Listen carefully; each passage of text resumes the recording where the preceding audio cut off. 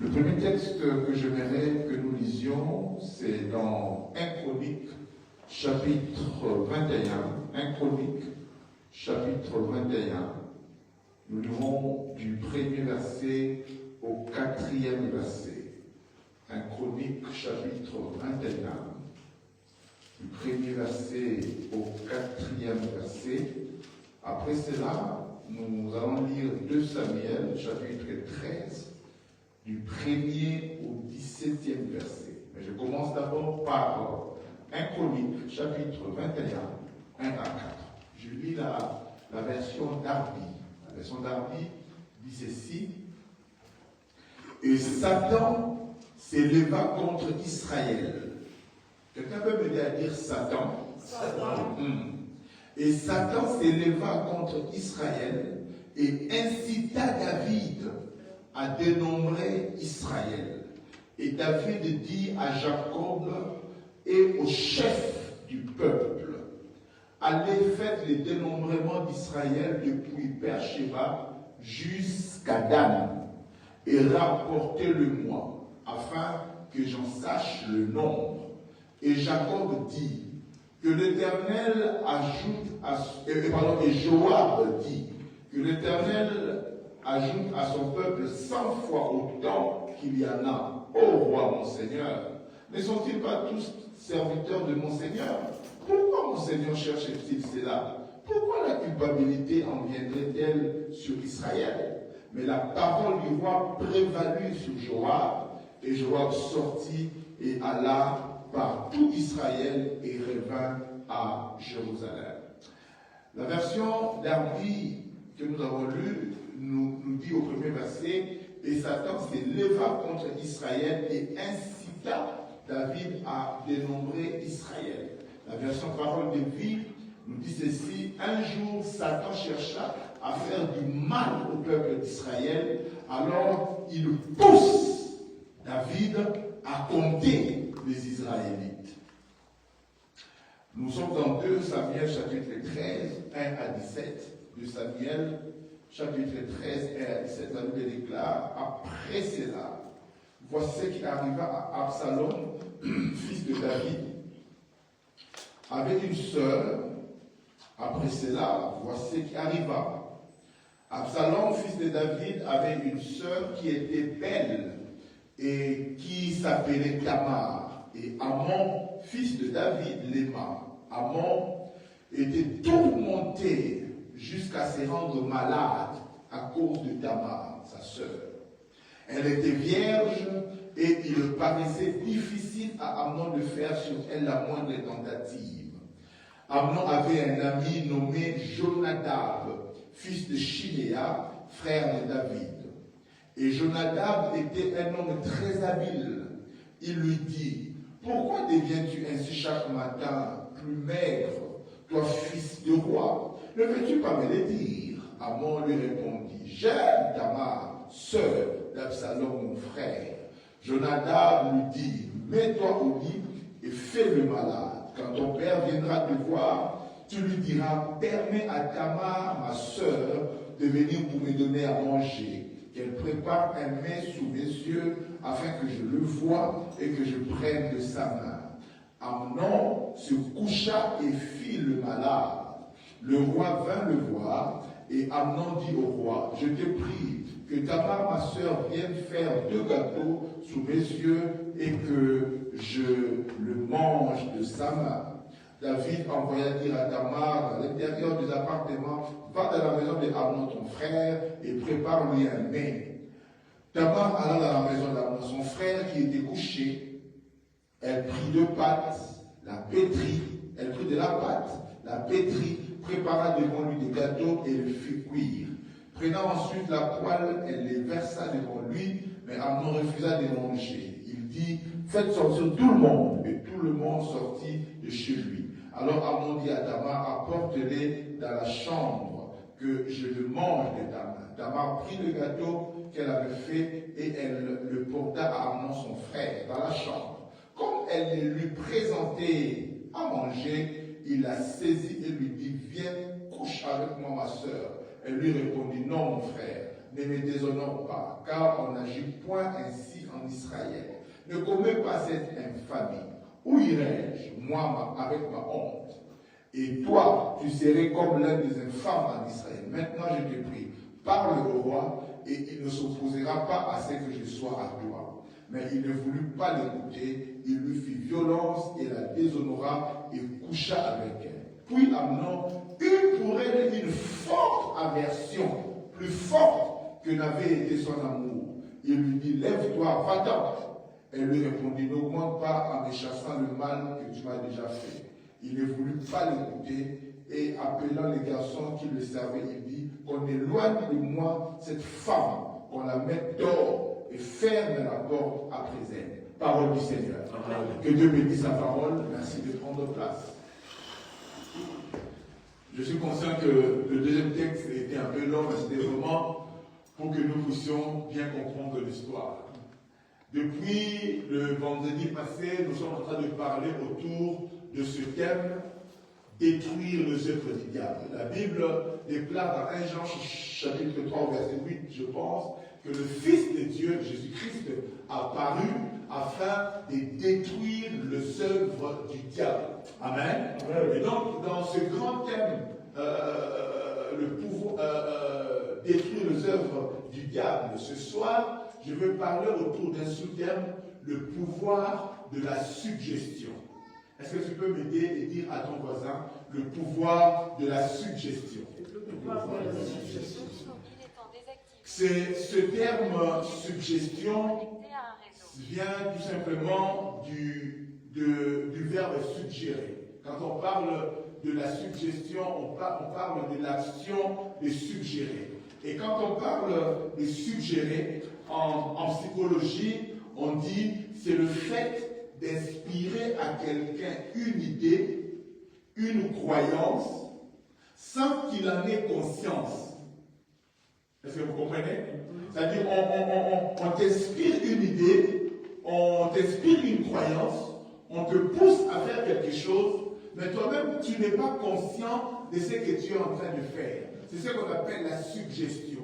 Aujourd'hui, nous le voyons aussi dans ce qu'on appelle l'hypnose. Vous savez, quand quelqu'un est sous hypnose, il peut être amené à faire des choses qu'il ne veut pas faire. Il est même inconscient qu'il est en train de le faire. Et pourtant, il est en train de faire la chose qu'on lui suggère. Tu verras un papa en train de commencer à rouler par terre comme un chien parce que quelqu'un l'a suggéré par le pouvoir de l'hypnose de pouvoir faire cela. Tu verras une belle femme commencer à faire comme une chienne. Pourquoi? Parce que quelqu'un l'a suggéré à pouvoir quelque chose, à pouvoir faire quelque chose. Nous avons même vu des scènes où quelqu'un va tuer parce qu'il y a un esprit supérieur qui l'a dominé et qui l'a suggéré à le tuer. L'hypnose est quelque chose de terrible qui peut faire beaucoup de dégâts. Et donc, nous voyons au travers de ces deux textes que nous venons de lire que le diable utilise aussi ce qu'on appelle le pouvoir de la suggestion. C'est-à-dire, le diable ne va pas forcément t'apparaître comme ça, comme diable, mais il peut, de manière subtile, de manière subliminale, te suggérer des pensées, et toi, tu ne comprends même pas d'où vient cette pensée-là, mais tu la conçois, et tu la mets en exécution, et pourtant, c'était justement le piège dans lequel le diable voulait t'amener.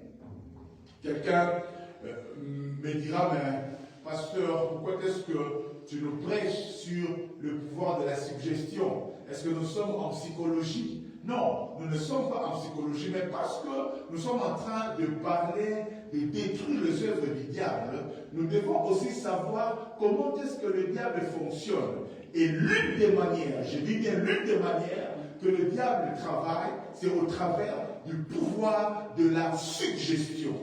Et Éphésiens chapitre, je commence par 2 Corinthiens chapitre 2 au verset 11. J'avais dit 2 Corinthiens chapitre 2 au verset 11. La Bible déclare, pour ne pas laisser Satan prendre l'avantage sur nous, nous ne connaissons en effet que trop bien ses intentions.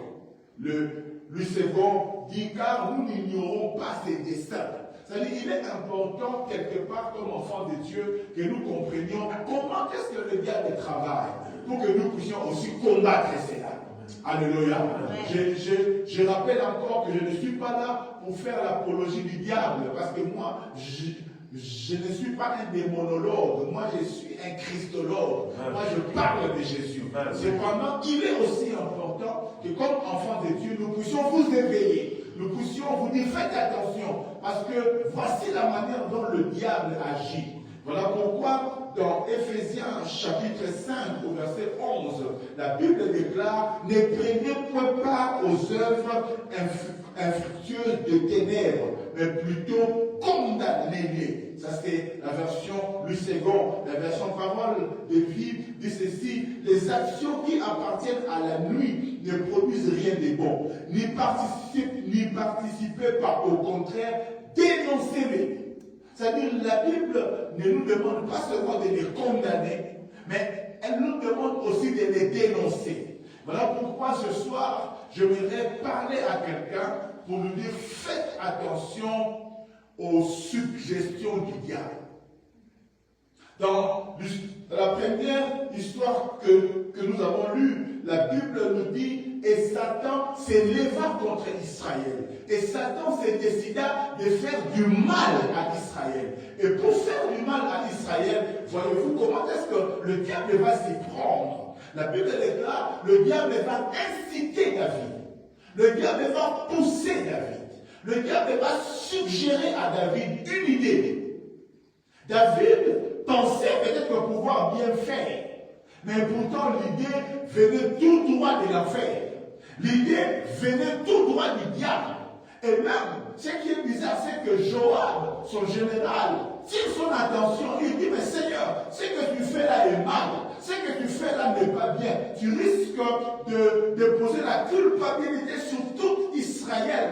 David dit, je m'en fous. C'est comme si l'idée l'avait pris. C'est comme si l'idée l'avait dominé. Il ne voyait plus autre chose. Il était comme obstiné à faire la chose. Ah. Et pourtant, l'idée là ne venait pas de Dieu. Nous voyons clairement que la Bible dit c'est le diable qui voulait toucher Israël. Mais pour toucher Israël, il passe comment? Il passe par le roi David. Il lui incite une idée. Ce soir, je voudrais dire à quelqu'un, tu dois faire attention à ce que tu penses. Tu dois faire attention aux idées qui viennent dans ta tête. Toute idée qui vient, même si ça te semble bon, ne peut ou ne pas venir de Dieu. Alléluia. Est-ce que je parle à quelqu'un? Quelqu'un ici sera en train de me dire, mais moi, ça ne peut pas m'arriver. J'aimerais juste te rappeler. Le David dont on parle, c'est celui qui était oint par sa main. Le David dont on parle, c'est celui que Dieu appelle l'homme selon mon cœur. C'est lui qui a reçu l'onction de Dieu pour être roi en Israël. C'est lui dont on parle, David. C'est celui qui, avec la grâce de Dieu, avec la force de Dieu, il a tué un lion, il a tué un ours, il a tué Goliath. Oh, goodness. C'est ce David-là dont on parle. C'est ce David-là dont on parle. Mais le diable était capable de l'influencer. Je vais dire à quelqu'un, ne te crois pas trop simple. Vous pensez que ça ne peut arriver qu'aux autres et pas à toi. Ne pense pas que tu es trop saint, tu es trop spirituel, que ça ne peut arriver qu'aux autres mais pas à toi. Je voudrais dire à quelqu'un, nous tous, nous sommes susceptibles d'être influencés, de recevoir des idées diaboliques. Mais c'est à nous de faire très attention. Amen. Est-ce que je parle à quelqu'un? Parce qu'une idée diabolique, quand elle vient dans ton esprit, fais attention. Parce que ça peut conduire à des catastrophes, à des conséquences terribles. Beaucoup sont morts en Israël à cause d'une idée que le diable a déposée dans la tête de David. Et plusieurs ont payé le prix. Oh non, moi je suis un enfant de Dieu. J'aimerais te rappeler ceci. Même Jésus a subi le pouvoir de la suggestion du diable. Dans Matthieu chapitre 4, Jésus, après le Jourdain, après que le Saint-Esprit eut parlé, après que l'Esprit de Dieu est descendu sur lui sous forme d'une colombe, la Bible déclare l'Esprit l'amena au désert, et c'est dans le désert que le diable est venu tenter Jésus. Amen. Le diable est venu tenter Jésus en lui suggérant des choses. Fais ceci, fais cela. Vous savez, il ne faut pas toujours interpréter la Bible à la lumière des films que nous regardons. Parce que quand tu regardes les films de Jésus, on te montre un serpent en train de le dire, et toi aussi tu penses que le diable était venu vraiment comme ça. Non. Alléluia. Que la Bible s'interprète elle-même, n'interprète pas la Bible au travers des films. Le diable sûrement est venu parler à Jésus, mais au travers des pensées. Parce qu'il ne s'est pas présenté physiquement là, devant Jésus. Est-ce que vous comprenez? N'interprétez pas la Bible avec le film. Parce que vous risquez de mal comprendre. Mais le diable ne nous parle pas forcément en se présentant devant nous comme ça. Moi, le diable. Mais si le diable vient en disant moi, le diable, mais personne ne fera. C'est ce qui veut dire de faire. Est-ce que vous comprenez? Mais le diable qui est sournois, qui est malin, se cache toujours. Enfin, il vient en se cachant. Il vient te parler, il vient te suggérer dans tes pensées. Il vient dire à Jésus dans ses pensées, mais ce qui est vraiment enfant de Dieu, transforme ses pieds en pain. Alléluia.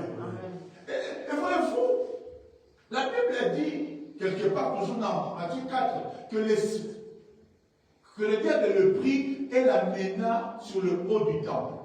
Mais Jésus était dans le désert. Jésus était dans le désert.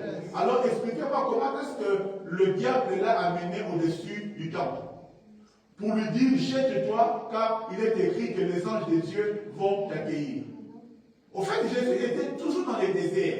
Mais c'est au niveau des pensées que le diable l'a amené sur le haut du temple. Est-ce que vous me comprenez? Ce n'était pas physiquement que Jésus est monté sur le temple. Je te rappelle encore, n'interprète pas la Bible par le film. Alléluia. Parce que toi et moi, nous savons que nous sommes ici à l'église. Mais par tes pensées, tu peux être dans l'Élysée. Hein. Tu manges avec Macron. Alléluia. Tu es ici, mais tes pensées peuvent être à la préfecture. Est-ce que je parle à quelqu'un? Le diable a suggéré à Jésus. Le diable a jeté à Jésus une pensée comme quoi il était sur le temple. Et il lui jette-toi. Mais ce que j'aime, c'est que Jésus a repoussé, a refusé toutes les pensées du diable. Ce qui est encore bizarre, c'est que tout ce qu'il disait semblait être correct. Semblait être dans l'intérêt de Jésus. Quand tu as fait 40 jours sans manger et qu'on te dit transforme le pierre en pain, ça semble être bon, n'est-ce pas? C'est pourtant bien. Mais pourtant, ces pensées-là, si Jésus avait obéi, il allait rater sa mission. Nous tous aussi, on allait peut-être ne jamais être sauvés. À cause de la pensée de David, plusieurs sont morts. David a échoué. C'est là aussi la différence entre Jésus et David. Nous voyons que Jésus est plus grand que David. Amen. Parce que là où David a échoué, Jésus a gagné. Amen. Je disais là où David a échoué, Jésus a vaincu. Alors pourquoi je voudrais te dire, parce que Christ est en toi, tu as aussi la capacité de vaincre. Je te rappelle que tu n'es pas sauvé au nom de David, tu es sauvé au nom de Jésus. Si David a échoué, mais Jésus n'a pas échoué. Et parce que Jésus est en nous, nous vaincrons. Je déclare que tu vas vaincre le pouvoir de la situation mondiale. Au nom de Jésus. Faites attention aux pensées. Faites attention aux pensées que le diable vient déposer en nous. Dans le deuxième texte que nous avons lu, voyez-vous, on nous parle de Amnon, fils de David. La Bible déclare que Amnon était tourmenté jusqu'à se rendre malade à cause de Tamar, sa sœur. Tamar était belle. Et Amnon a eu une idée. Il a regardé Tamar, sa sœur. il a commencé à l'envier. À tel point qu'il n'arrivait plus à dormir. Pensait à Tamar, nuit et jour. Il pensait à Tamar, sa propre sœur. Mais il ne pensait pas à Tamar comme sa sœur. Il pensait à Tamar pour coucher avec elle comme on couche avec une femme tout autre. En fait, le diable l'a suggéré une pensée. Elle est belle, hein? D'ailleurs, le diable va commencer juste par injecter une pensée. Si nous sommes sincères avec nous, il y a des choses que nous n'avouons jamais. Sois sincère. Il y a des pensées qui te traversent à tout d'un coup au câble. Mais comment c'est arrivé? Et pourtant, tu pries. Et pourtant, tu es un enfant de Dieu. Il y a des pensées comme ça, tu regardes. Heureusement que le Seigneur ne révèle pas nos pensées. Alléluia. Il y a des pensées qui t'arrivent, même comme tu dis, Seigneur, et où tu vas observer tous ces pensées. Amnon regarde Tamar, sa sœur. Elle commence à la regarder, premier regard, deuxième regard, troisième regard. Tamar marche comme ça. Mais sa propre sœur, la Bible déclare jusqu'à devenir malade. Tu vois comment est-ce que le diable te met sous oppression? Pour commencer à comprendre que cette pensée-là vient du diable, premièrement, ça ne te donne pas la paix. Parce que la pensée qui vient de Dieu te donne la paix. Amen. Même des signes que ce que je pense, ce que je veux faire vient de Dieu, c'est que tu as la paix. Même dans une relation, quand tu entres dans une relation et que tu sens la paix, c'est un signe que Dieu est dans l'affaire. Et quand tu es mal à l'aise, tu es exalté, tu n'as pas de paix, tu es troublé. Oh, fais attention. Je disais, fais attention. La Bible déclare que Amnon était tourmenté jusqu'à se rendre malade à cause de Tamar, sa sœur.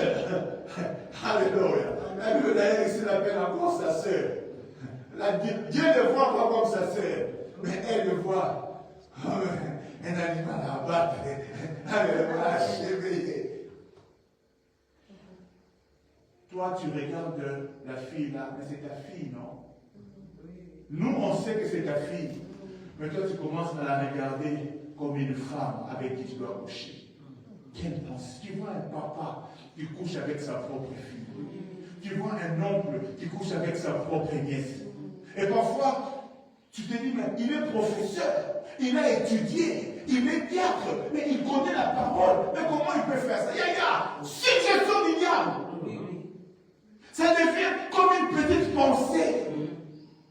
Tu vois un papa qui va violer une fille de 3 ans. Quoi? J'avais senti une voix qui me disait, prends-la, prends-la. Et pour toi, si tu n'as pas l'Esprit de Dieu, alléluia. Oh, mon ami, tu peux faire des dégâts. C'est que je te dis, toi qui es ici, ou toi qui me suis sur Internet, j'aimerais te dire, fais très attention. Amen. Chacun de nous peut être sujet aux suggestions du diable.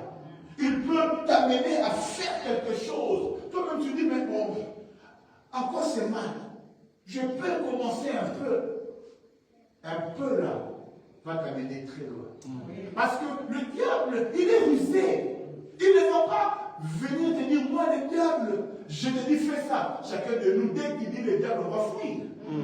Mais il ne viendra pas comme diable, il viendra avec des pensées.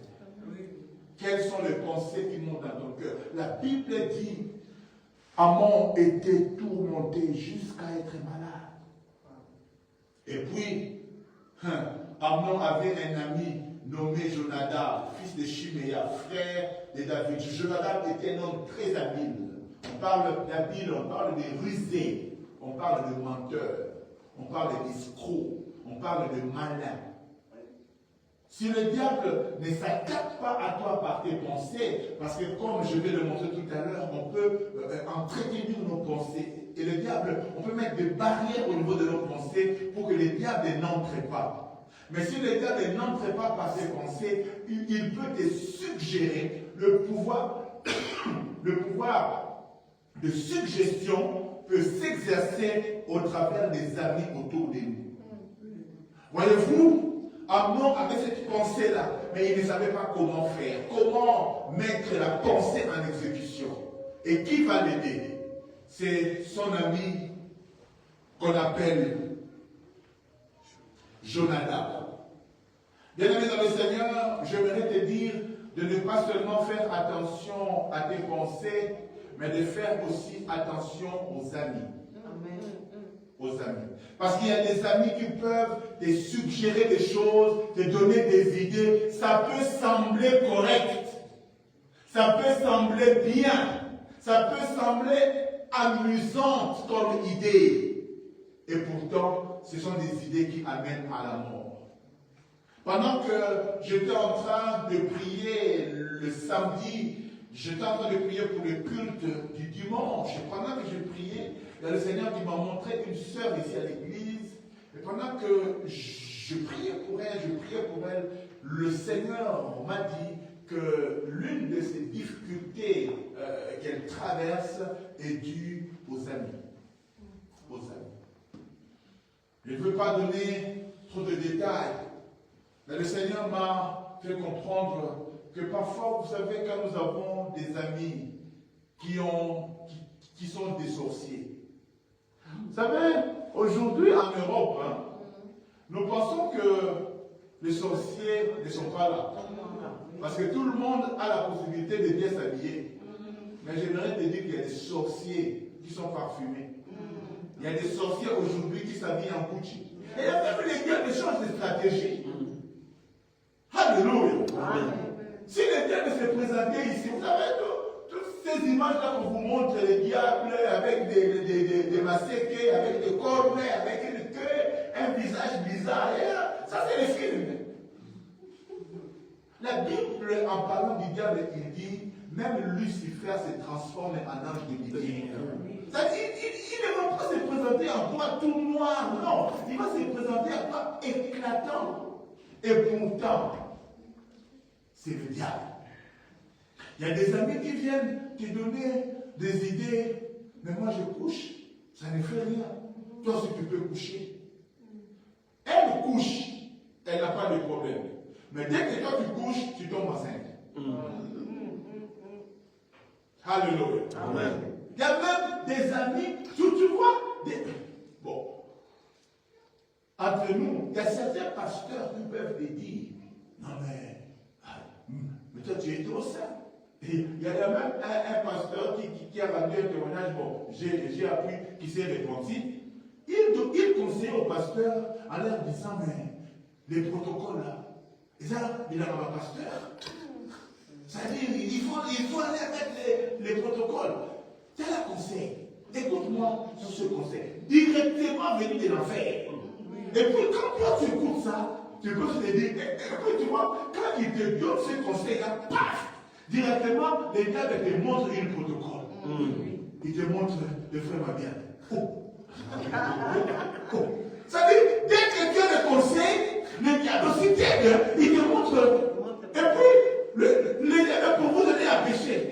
Tu verras, le dimanche, le protocole vient aussi dans la sourire. C'est qui au pénal, il n'a pas passé.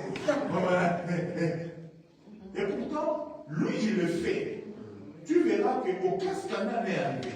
Mais dès que toi, tu ne le fais pas, c'est comme si les diables s'étaient organisés pour que dès que tu le fais, qu'il y ait scandale. Est-ce que je parle à quelqu'un? Faites attention aux amis qui peuvent vous amener à la mort. Faites attention aux suggestions démoniaques, sorcelleries que tu peux avoir par tes pensées, bien sûr, mais que tu peux aussi avoir par les amis. Quand la Bible nous dit dans 1 Corinthiens chapitre 15, je pense au verset 33, si je ne me trompe pas, ne vous y trompez pas. Les mauvaises compagnies corrompent. Le bon neuf, est-ce que je parle à quelqu'un? Si tu peux dire à ton voisin, ne te trompe pas. Le mauvaise compagnie corrompt le bon mœurs.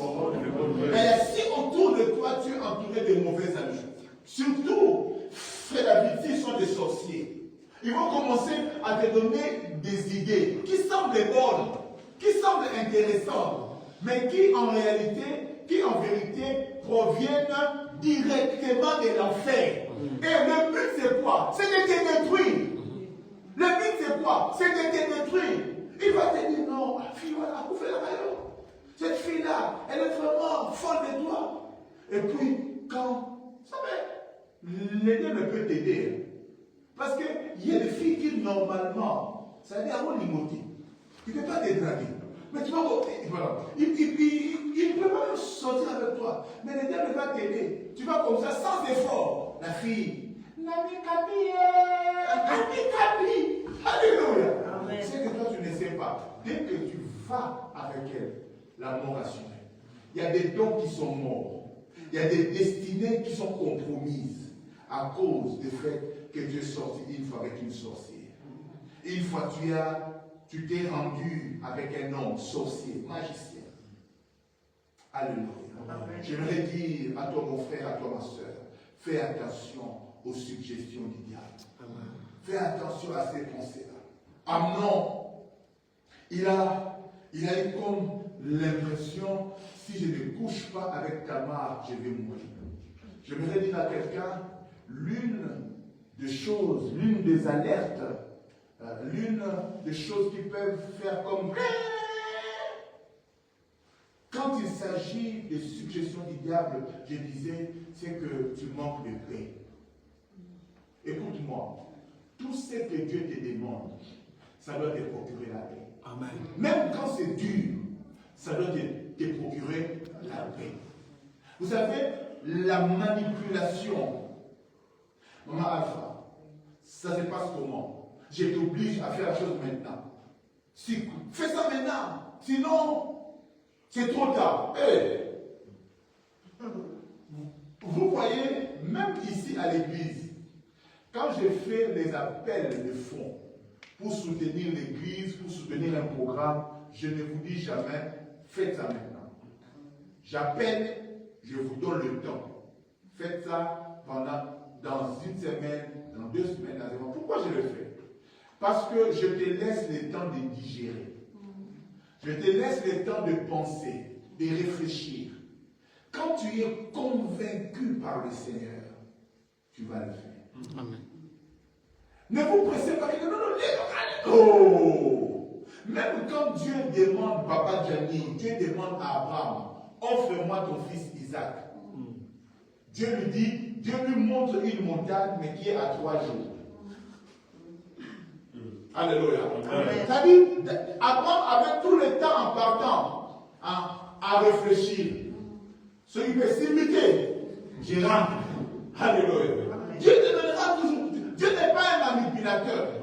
Dieu ne fait pas que tu lui donnes quelque chose comme par obligation. Parce que le diable va te pousser à faire maintenant. Oh, calmos. Dieu n'est pas un voleur. J'aimerais te dire, si toi tu ne donnes pas, Dieu touchera quelqu'un d'autre pour donner. Amen. Dieu a plus de moyens. D'ailleurs, l'or et l'argent lui appartiennent. Alléluia. Mais Dieu nous laisse toujours le temps. Ne cédez pas à la manipulation. Je disais, ne cédez pas à la manipulation. Amen. Dieu n'est pas bino. Donne ça, tu auras 1000. Non. Moi, je ne vous dirai jamais ça. Oui, quand tu donnes, Dieu bénit. Alléluia. Amen. Quand tu donnes, Dieu bénit. Mais ne pensez pas à Dieu comme bino. Ne pensez pas à Dieu comme Madofa. Ne pensez pas à Dieu comme une banque la mer. Non. Dieu te donnera toujours le temps que tu réfléchisses. Dieu ne te met pas sous pression. Tu ne te sens pas oppressé. Tu deviens malade. Je n'ai pas envie. Mais, si Dieu te donnera des temps. Il dit à Abraham, donne-moi ton fils Isaac. À la montagne où je te montrerai. Il lui montre la montagne et 3 jours. Et quand vous lisez la Bible, pendant les 3 jours, Dieu ne dit plus rien. Pendant les 3 jours, Dieu n'a pas parlé à Abraham. Il laisse Abraham le temps de digérer. devant Marie. Vous savez, quand on lit l'histoire, on pense que c'était facile. Hein? Mais Abraham a eu à peser le pour et le contre. Jusqu'à ce que Abraham, la Bible déclare, il a eu la conviction que Dieu était capable de ressusciter Isaac, même s'il mourait. Waouh! Mais qu'est-ce qui a amené Abraham à avoir cette conviction-là? C'est le temps. Il a eu à réfléchir. Il a eu à penser. Je vais dire à quelqu'un, combat les pensées du diable. Même certaines propositions d'affaires, certains marchés, tu peux avoir une idée, je veux faire ça. Et pourquoi est-ce que nous échouons? Parce que dès que nous avons l'idée, nous nous lançons. Je vous parle aussi par expérience. Alléluia. Amen. Je vous ai dit que les suggestions du diable peuvent toucher tout le monde. Ça touchait David. David n'était pas n'importe qui. Hein. C'était loin des dieux. C'était l'homme selon le cœur de Dieu. Mais la Bible nous dit dans 1 Chronique 21 que le diable excita David. Le diable peut t'exciter. Fais cette chose. Lance-toi dans cette affaire. Et puis tu te lances comme ça, mon recueilli. L'argent est perdu. Tu te dis, ah Seigneur, mais moi j'ai pris pourquoi est-ce que ça m'est arrivé? Mais parce que l'idée ne venait pas des dieux. Alléluia. Amen.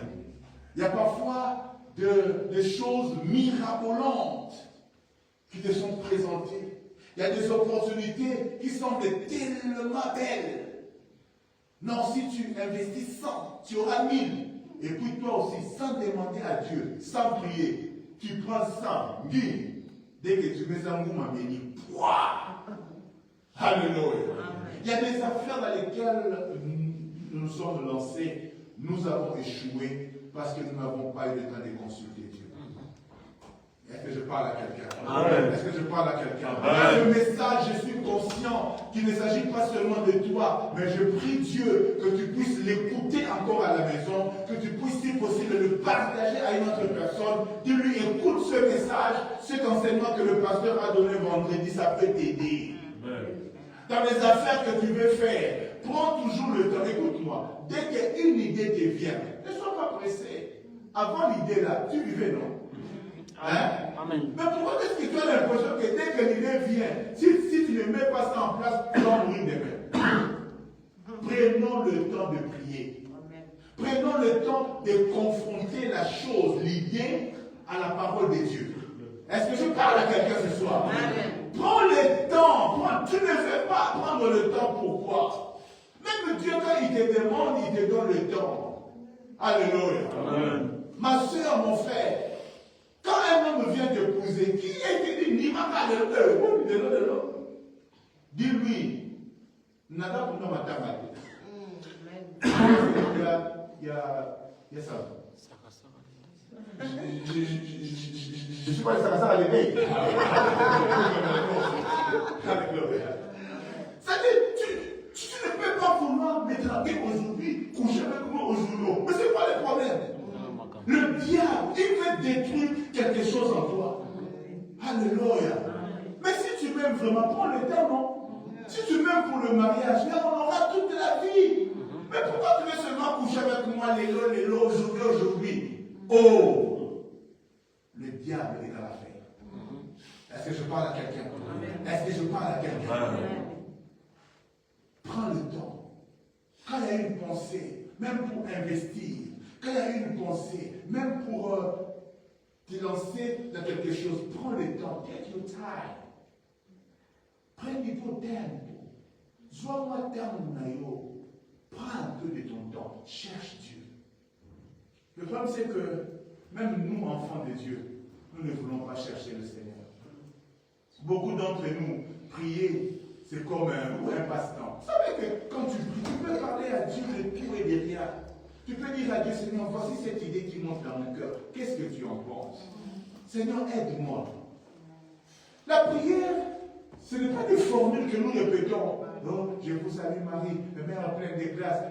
Non, parle à Dieu de tes problèmes réels.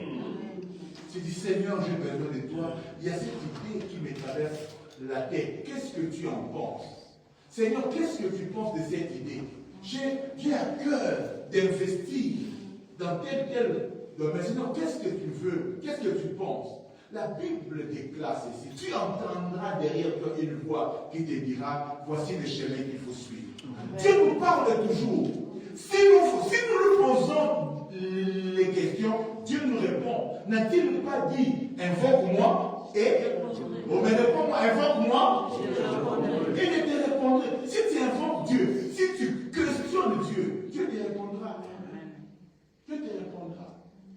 Ce soir, le Seigneur m'avait mis à cœur de pouvoir partager avec vous ce message pour déjà nous dire, ça peut aller vers tout le monde, le pouvoir de la suggestion. Le diable passe parfois par des pensées, de manière subtile, de manière subliminale. Il te jette une pensée.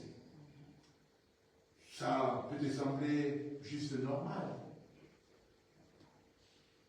Tu vois, tu es en train de scroller ton écran et puis tu tombes sur un de tes ex ou sur une de tes ex. Et puis comme ça, le diable te suggère la pensée par l'amour du Seigneur. Tu peux quand même l'appeler pour savoir comment il va, comment elle va.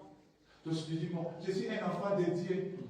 Dieu nous a dit, aimez-vous les uns les autres. Tu appelles. Tu appelles comme ça. Ah, je voudrais seulement savoir comment tu allais. Oh, ma chérie. Tu sais, je n'ai jamais cessé de t'aimer. Ça commence comme ça. Ça commence comme ça. Mais c'est parti, nous, d'une idée. Et pour ça semblait être bien. Vous êtes quand même des enfants de Dieu. La Bible dit, aimez-vous les uns les autres. Et c'est cela, mais quand même. Et puis, il te dit, et puis, est-ce que si vous êtes séparés des ennemis, pour qu'on on n'est pas des ennemis, on peut quand même s'appeler. Ça commence comme ça. Ça commence comme ça. Faites attention aux ex. Un piège. Alléluia. Non. Un piège. Ça commence avec des idées comme ça. Appelle seulement, prends des nouvelles.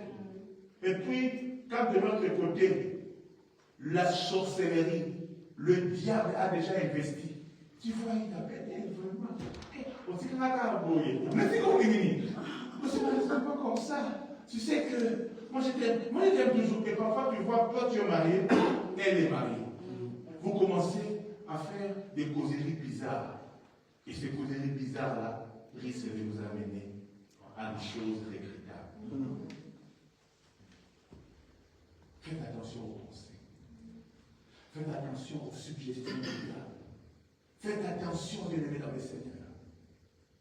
Tu es là, à l'église, tu es bien. Et puis tu commences à voir, oh, mais toi aussi, change un peu d'église. Quitte un peu ici. Mais pourquoi tu vas là-bas tous les dimanches? Mais tu ne vois pas que ce pasteur-là, il vous exploite. Tu vois les pensées. Et puis tu dis, vraiment. Bon, entre nous, on t'exploite en quoi? Alléluia. Tu vois, le diable, il te suggère des pensées. Et tu sais quoi? Quand le diable commence à chercher, frère Mabia là, à te mettre dehors de l'église, en vérité, qu'est-ce qu'il veut faire? Il veut te tuer. Parce qu'il sait que, aussi longtemps que tu es sous la couverture de cette église, parce que cette église, je prie Dieu et je le sais, que c'est la maison de Dieu, c'est l'église de Dieu. Alléluia. Et si tu es ici, tu es sous la couverture de Dieu. Et il ne peut pas te toucher. Et qu'est-ce qu'il va faire? Il va chercher à te faire sortir hors de la couverture. Je disais le vendredi passé, quand tu es fils ou fille d'un homme de Dieu, d'un serviteur de Dieu, en réalité, maman, le diable ne peut pas te toucher. Parce qu'il ne peut pas, parce qu'il y a l'onction, la vie de ton père qui te protège. Alors qu'est-ce que le diable va faire? Il va te suggérer la pensée d'injurier ton père. Il va te suggérer la pensée de manquer de respect à ton père. Il y a certains manques de respect Papa, prions aussi pour nos enfants. Quand tu commences à voir ça, sache que c'est le diable qui les cite. L'enfant commence à te donner la colère. C'est-à-dire qu'il fait des choses pour t'énerver, pour que tu parles. Il fait des choses pour t'énerver. En fait, tout ce qu'il cherche, c'est que l'enfant quitte la couverture des parents. Parce que dès qu'il quitte, alors il devient une proie facile pour le diable. Est-ce que je parle à quelqu'un? Est-ce que je parle à un parent? Il y a certaines indisciplines. Oh. Tu vois l'enfant, elle était docile, depuis comme ça, elle devient indisciplinée. Ah. Quand c'est comme ça, papa, maman, lève-toi en prière.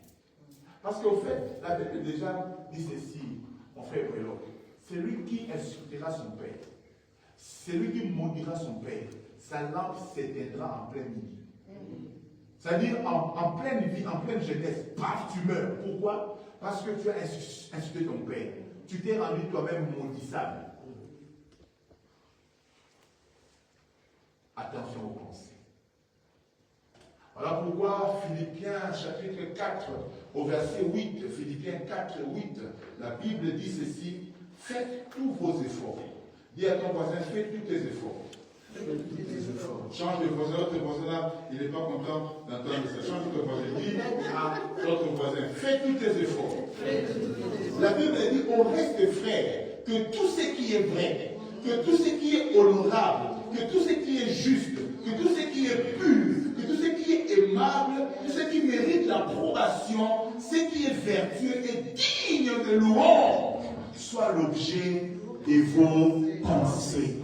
Yaya, si une pensée qui te monte dans le cœur, que tu ne peux pas les dire à tout le monde et que les gens puissent t'acclamer, alors ne fais pas ça. Amen. Oh, Amen. tu peux être là, enfant de Dieu, tu es marié, et puis tu vois l'homme de tout. Alors la lycée, c'est bon. Dis ça maintenant à haute voix. Si tu ne peux pas dire ça à haute voix, alors ce n'est pas louable. Donc ne le fais pas et n'entretiens pas ces pensées-là. Est-ce que je parle à quelqu'un? Quelqu'un a dit ceci, je ne peux pas empêcher les oiseaux de voler sur ma tête. Mais je peux les empêcher de se poser sur ma tête. Les oiseaux, ça vole sur nos têtes. Des pensées négatives, là, ça vient à tout le monde.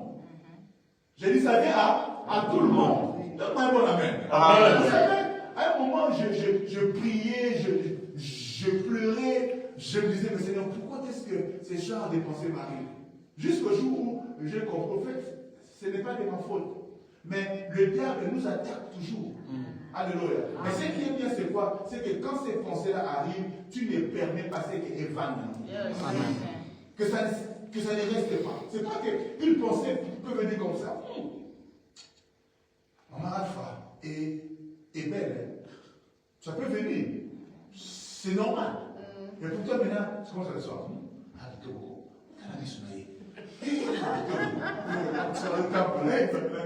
C'est-à-dire tu commences à entretenir ces pensées-là. C'est là où tu commences à pécher.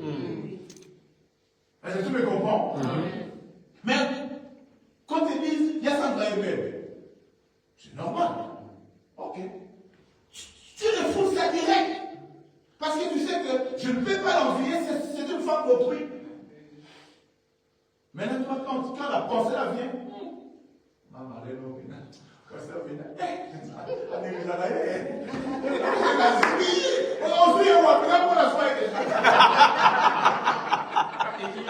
alléluia.